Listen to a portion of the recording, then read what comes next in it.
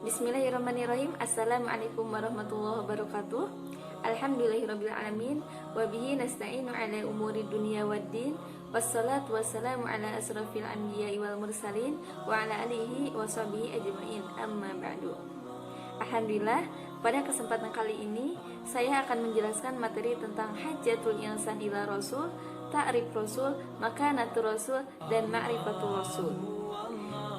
Allah Subhanahu wa ta'ala telah memberikan fitrah di dalam hati manusia, di mana fitrah manusia ini terbagi menjadi 3. Nah, yang pertama, manusia akan mengakui akan adanya Allah Subhanahu wa ta'ala. Manusia akan mengakui adanya wujudul khaliq, di mana wujudul khaliq ini adalah zat yang menciptakan manusia, zat yang menciptakan alam semesta ini. Nah, di sini Allah berfirman dalam Quran surat Al-Baqarah ayat 21 sebelah kiri posisi tengah, Ya ayyuhan nasu u'budu rabbakumul ladzi khalaqakum walladzina min qablikum la'allakum tattaqun. Nah, di ayat tersebut Allah menegaskan kepada manusia, Ya ayyuhan nas, sembahlah Tuhanmu.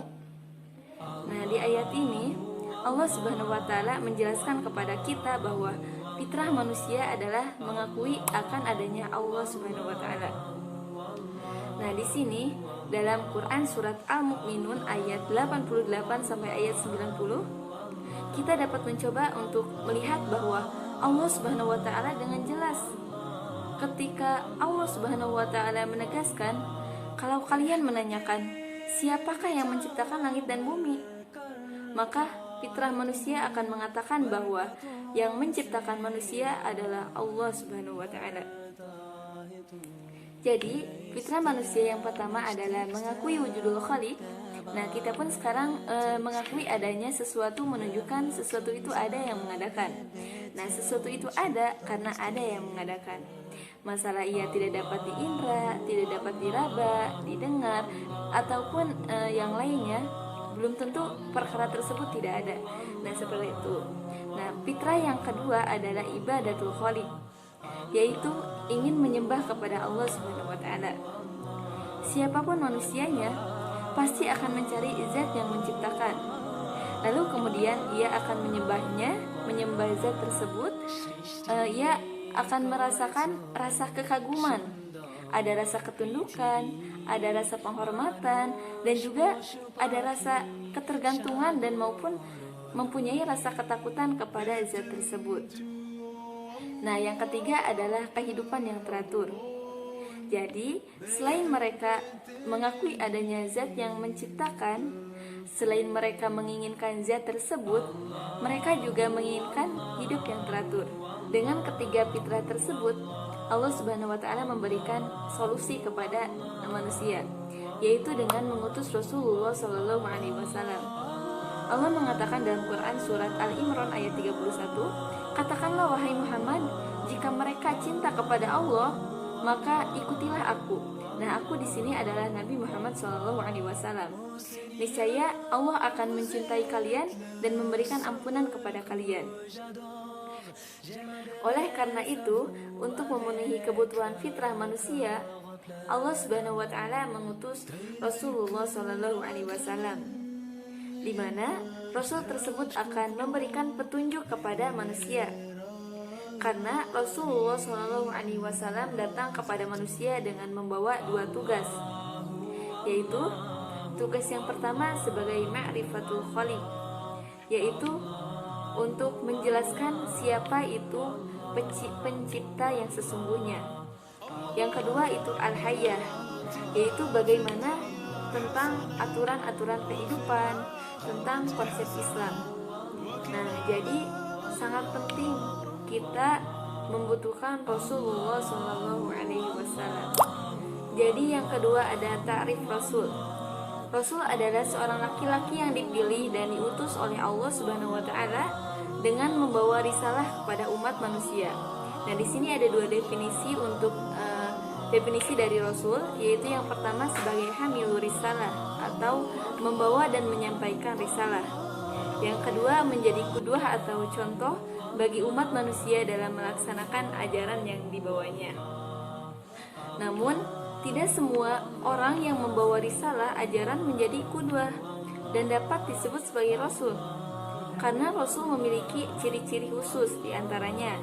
Yang pertama, memiliki sifat yang mendasar seperti jujur, amanah, tabligh, menyampaikan, dan cerdas atau fatona.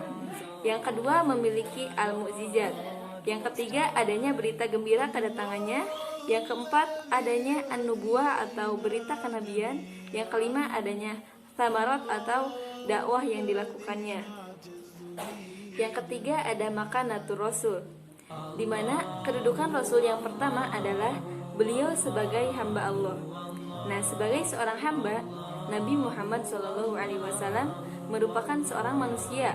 Beliau memiliki nasab, beliau memiliki garis keturunan, dan beliau pun memiliki jasad. Nah, kedudukan yang kedua adalah Nabi Muhammad SAW adalah rasul di antara rasul yang lainnya. Nah, sebagai seorang rasul, beliau ditugaskan untuk menyampaikan risalah, menyampaikan amanah, dan untuk memimpin umat manusia. Nah, untuk beriman dengan benar, selain kita dituntut untuk ma'rifatullah, kita juga harus ma'rifatul rasul.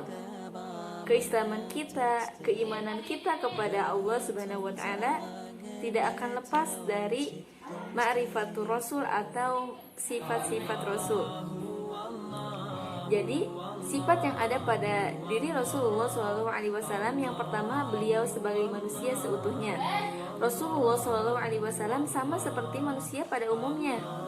Beliau bukan bangsa malaikat ataupun jin, bukan manusia setengah malaikat, dan bukan pula malaikat setengah jin. Akan tetapi Rasulullah SAW, beliau adalah bangsa manusia seutuhnya. Beliau memiliki jasad seperti manusia pada umumnya, dan beliau pun memiliki perasaan seperti manusia yang lainnya.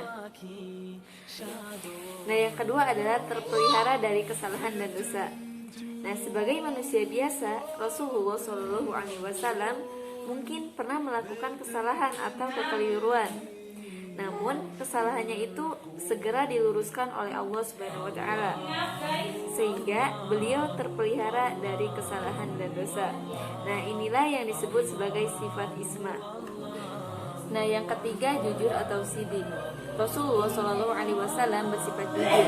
Beliau tidak pernah sekalipun berdusta tentang apa yang diwahyukannya kepadanya dari Allah Subhanahu wa Ta'ala. Nah, yang keempat, patonah atau cerdas. Nah, salah satu sifat yang harus ada pada diri Rasul itu adalah kecerdasan, karena Rasul bertugas untuk memimpin umat manusia. Nah, sifat kecerdasan ini ada pada diri Rasulullah SAW. Nah, sifat yang kelima adalah terpercaya.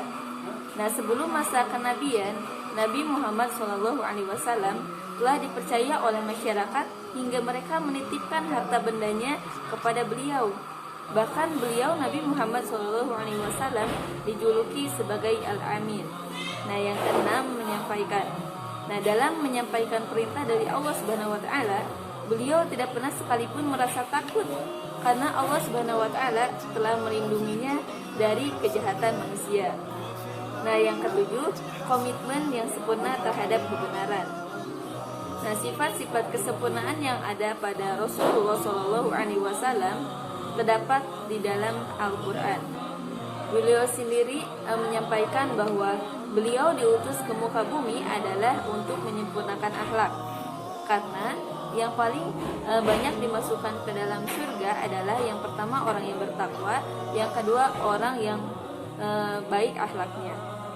Bahkan ketika Aisyah radhiyallahu anhu ditanya bagaimana akhlak dari Rasulullah SAW, maka beliau menjawab bahwa akhlak dari Rasulullah SAW itu adalah Al-Quran. Bahkan beliau di sisi lain menjawab bahwa Rasulullah SAW adalah Al-Quran yang berjalan.